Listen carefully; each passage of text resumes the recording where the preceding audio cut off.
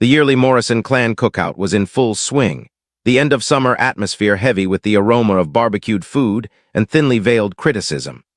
Our expansive backyard, which my folks took such satisfaction in upkeep, was scattered with family members holding paper dishes and plastic cups, their chuckles drifting over the flawlessly trimmed grass. "Oh, there's Sarah." My mom's voice held that well-known note of letdown as I neared with my basic noodle dish offering. Still employed as a receptionist, sweetie, I smoothed my plain cotton dress, purposely selected to be nondescript, and mustered a grin. At 32, I had perfected the skill of seeming precisely as unsuccessful as my kin assumed I was. "Office clerk, Mom, at Thompson Enterprises." My sibling Madison glided in, luxury handbag dangling from her wrist, her recent advancement as advertising head practically glowing from her costly hair streaks. "Mom, you won't believe what occurred at the office today." The COO personally commended my newest initiative. I suppressed a smirk, recalling the message I had examined just that morning regarding Madison's slideshow. The commendation had really originated from her immediate manager, not the COO Yumi. But naturally she was unaware of that. "That's fantastic, darling," Mom glowed, totally overlooking my presence. "You've always been so motivated. Unlike." Her gaze shifted to me then elsewhere. The truth is, I wasn't merely an office clerk at Thompson Enterprises. I controlled it. 3 years back, I had acquired the firm via a chain of front companies, meticulously concealing my name. The prior proprietor had been eager to offload, and I had passed years accumulating my wealth through clever funding and calculated purchases. Thompson Enterprises was simply the most recent item in my collection, and I had opted to maintain my control secret. It was simpler that way. No pressures, no kin requesting handouts or positions. Just me silently directing a $500 million business, while my kin persisted in viewing me as their biggest letdown. Aunt Patricia shuffled over, vino spilling in her cup. "Sarah dear, have you considered enrolling in some management courses? Perhaps then you could advance from handling calls." I held 2 masters in business and a doctorate in corporate planning, but they were clueless. "I'm content where I am, Aunt Patricia. That's your issue." My dad chimed in, sandwich in grip, no drive. "Your sibling's already earning 6 digits and you're still shuffling documents." "I earned 9 digits last year, Dad." Madison basked in the acclaim. "In fact, we're hosting a major firm assembly next week. The boss is at last showing up." Everyone's so thrilled. Yes, I had at last resolved it was moment to emerge from the darkness at Thompson Enterprises. The business had expanded greatly under my guidance, even though I had handled all via stand-ins and online sessions. But shifts were approaching and I required to assume a more visible position. "Will you even catch a glimpse of the boss, Sarah?" My mom inquired with phony sympathy. "I mean, from your small cubicle in the back." Before I could reply, a polished black Tesla rolled into our driveway. My pulse quickened. I knew that vehicle. What was Marcus up to here? He was Madison's immediate overseer and one of the rare individuals who knew my actual status. Madison perked up, fixing her locks. "Oh my gosh, that's my superior. What's he doing here?" Marcus exited his vehicle, appearing flawless in relaxed weekend attire that likely exceeded my folks' monthly house payment. His gaze swept the group until they landed on me and he grinned widely. "Madam CEO," he shouted, striding toward us, "I didn't anticipate finding you here today." The wiener slipped from my father's abruptly slack fingers. Madison's complexion lost all hue. My mom's vino tumbler slid from her hold, breaking on the deck with a smash that appeared to reverberate across the abruptly quiet yard. I inhaled deeply, straightened my deliberately basic cotton dress, and grinned. "Hi, Marcus. Welcome to my kin's cookout." The quiet that ensued was overwhelming. Years of meticulously upheld pretense collapsed in a moment. I could sense every gaze in the yard locked on me, brains hurrying to digest this disclosure. Madison regained her speech first, though it emerged as more of a squeal. "You're the boss, but that's unthinkable. You're just a receptionist." I faced her, keeping my composed grin. "In reality, Madison, I'm your superior. I control Thompson Enterprises, have for the past 3 years." My dad's complexion had shifted to a curious shade of violet. "What sort of prank is this?" Marcus advanced, his attendance adding substance to the disclosure. "Oh, it's no prank, sir. Your child is one of the sharpest bosses I've had the honor of collaborating with. Thompson Enterprises has tripled its worth under her direction." My mom clutched the closest seat for balance. But you bring store-bought noodle dish to kin events. You reside in that small flat. You don items from discount stores." I squared my posture, at last allowing a touch of my real self to emerge. I opt to live modestly, Mom. It doesn't imply I must. The murmurs began circulating through the assembled kin like bushfire. Aunt Patricia was hastily searching Thompson Enterprises on her device. Uncle George was gagging on his brew. And Madison appeared like she might collapse. Marcus appeared to grasp he had just exploded a device in the midst of our kin cookout. He cleared his windpipe uneasily. I regret if I've intruded, Madam CEO. I spotted the location on the firm's old files and figured I'd stop by to talk about the Morgan purchase. Before I could answer, Madison exploded, her voice piercing with doubt and rising fury. This is absurd.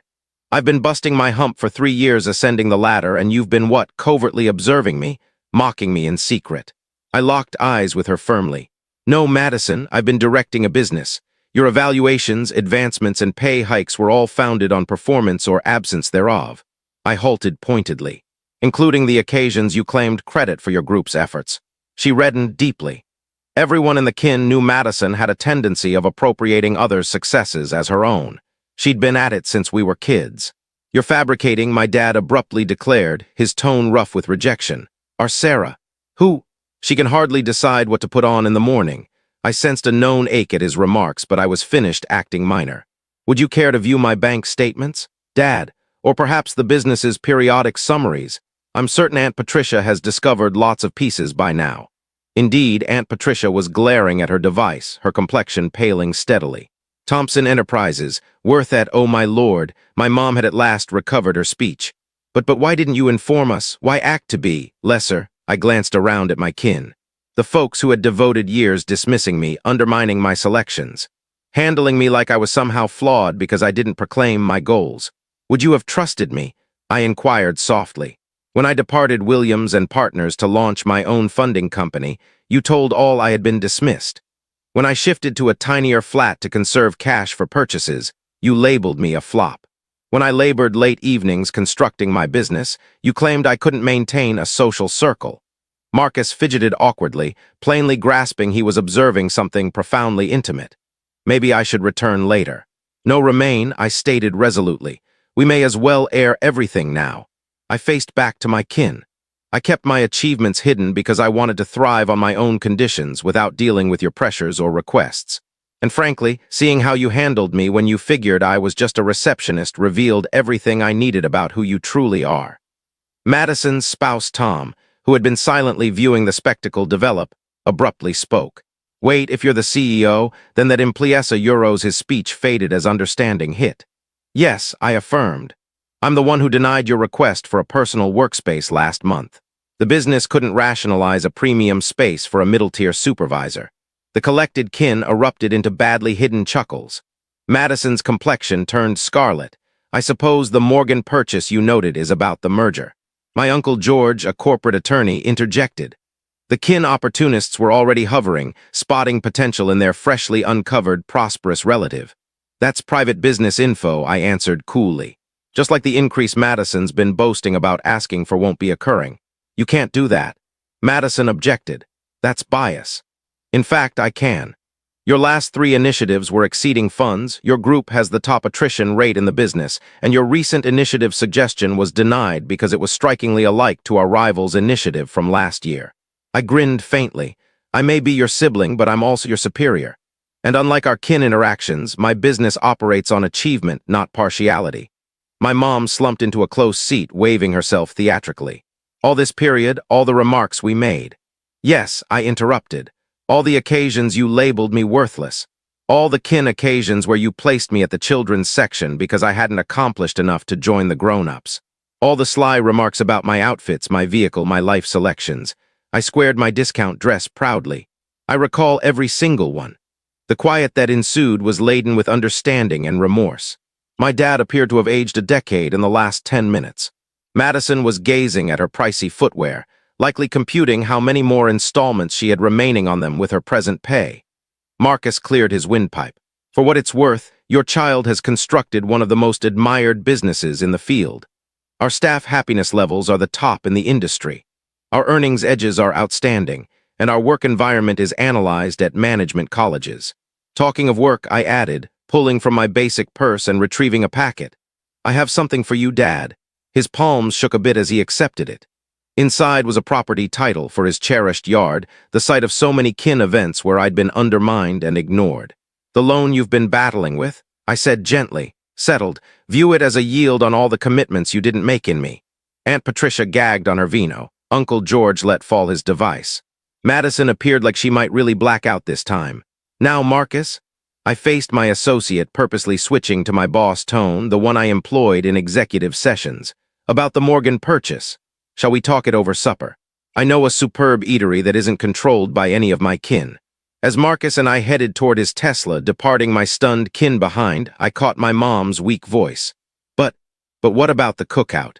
I glanced back one final time, surveying the dispersed paper dishes, the forsaken side dish, the frozen expressions of my kin. "I think we're finished here.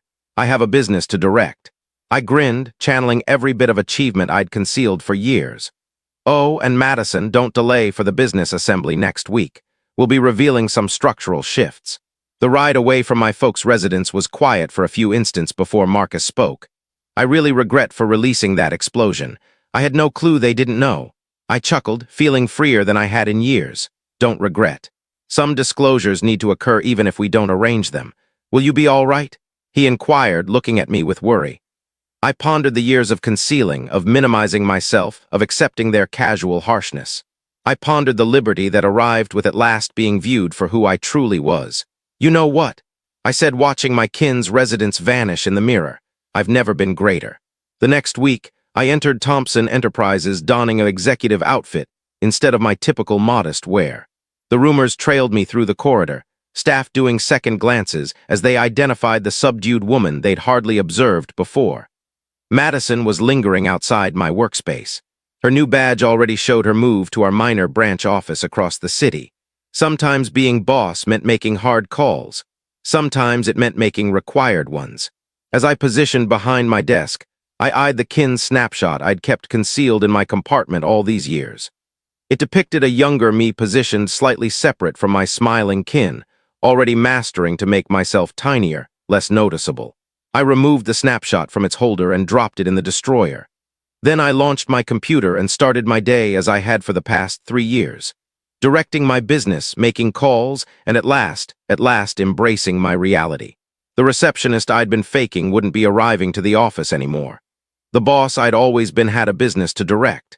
And somewhere across the city, my kin was still attempting to digest that their biggest letdown had become their biggest triumph tale. But I didn't require their endorsement anymore.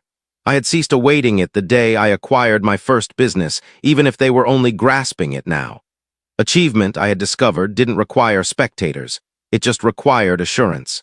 And perhaps, sometimes, a theatrical unveiling at a kin cookout. The weeks after the cookout disclosure were a storm of awkward kin interactions and business tweaks. My phone hummed endlessly with notes from kin I hadn't contacted in ages, each one abruptly recalling our unique connection and having a smart venture idea to share. Aunt Patricia rang about her boy's new venture. Uncle George wanted to examine our business legal agreements. Even my mom's card game pals started appearing at Thompson Enterprises' front desk, asserting to be dear kin associates. I directed protection to reject them all.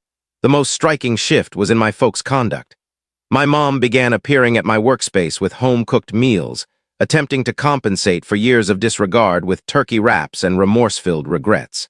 "I just don't comprehend why you sensed you couldn't share with us," she said one day, reorganizing the kin snapshots she'd brought to liven up my workspace. I discarded them as soon as she departed. "Really, Mom. Recall my university commencement, when Madison got a vehicle for achieving honor roll, and I got a sermon about squandering my hours with management classes instead of seeking a partner. She had the decency to appear ashamed. 'We just desired what was optimal for you.' No, I rectified her. 'You desired what appeared optimal to outsiders.' My dad adopted a different tactic. He began flooding me with paper clippings about Thompson Enterprises, as if I might have overlooked the updates about my own business. Each clipping came with his scrawled comments in the edges. "My child did this. Sarah's business. That's my girl." The same child he'd labeled worthless just weeks prior. Madison's circumstance proved the toughest. After her move to the branch office, she submitted an official grievance claiming kin bias. Our personnel department, ignorant of her tie to me, performed a complete probe. The outcomes weren't what she anticipated. The probe uncovered numerous cases of her appropriating subordinates' efforts, altering time logs, and utilizing business assets for individual ventures. The proof was condemning enough that instead of dismissing her, I offered her an option: quit with a fair recommendation or encounter a highly visible dismissal. She quit the next day, though not without a last theatrical display in my workspace. "You're destroying my existence," she yelled, eye makeup streaking down her face. "After all I've contributed to this business," I stayed seated, serene. "All you've contributed? You mean like appropriating the Johnson initiative that your aide created? Or maybe you're alluding to the cost logs you've been altering. That's a euros, that's standard work practice." "No, Madison, that's deceit." I pushed a dossier across my desk. "Here's your quit document. I've already endorsed the recommendation that verifies you were employed here and departed willingly. It's more than you merit, but I'm offering it because despite all you're still my sibling." She grabbed the dossier, her palms quivering.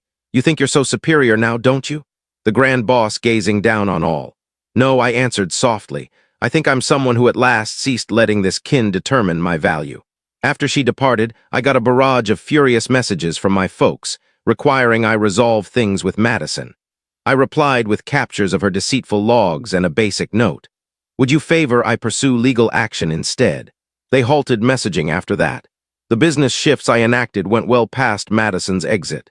I revamped the whole advertising section, advanced several ignored staff, and rolled out a new achievement-founded assessment setup. Thompson Enterprises hadn't thrived through connections, and it wouldn't begin now. 6 months after the cookout disclosure, I joined another kin event, Thanksgiving, at my folks' residence. This time, I showed up in my Tesla, donning attire that mirrored my real position. The change in how I was handled was both entertaining and pitiful. Kin who had once snubbed me now clung to my every remark. Aunt Patricia boasted to her pals about her boss niece. Uncle George prominently showed a paper piece about Thompson Enterprises on the shelf. Madison didn't show. She'd accepted a role at a lesser business, having discovered that her kin title no longer held the influence it once did. I heard via rumors that she was really performing well, at last having to depend on her own abilities rather than kin ties. As we positioned for supper, my mom tapped her tumbler for focus. "I'd like to propose a salute," she declared, her tone shaking a bit, "to Sarah, who demonstrated to us all that achievement doesn't always appear the way we imagine it to." I lifted my tumbler with the others, but included my own silent addition, and to genuineness which counts more than facades. Later that night, as I readied to depart, my dad intercepted me by the entrance. He appeared elder, more unsure than I'd ever witnessed him. "I was mistaken," he said plainly, "about all. About you." I nodded, accepting his remarks but not providing forgiveness. Some injuries take longer to mend than others. The next Monday, I positioned in my workspace, examining periodic summaries and reflecting on how existence had altered.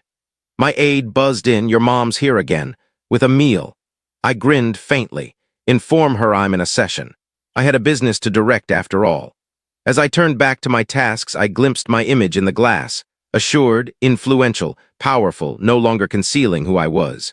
The covert boss was gone, replaced by a woman who had discovered that the best retribution isn't riches or achievement, but at last, without regret, being yourself.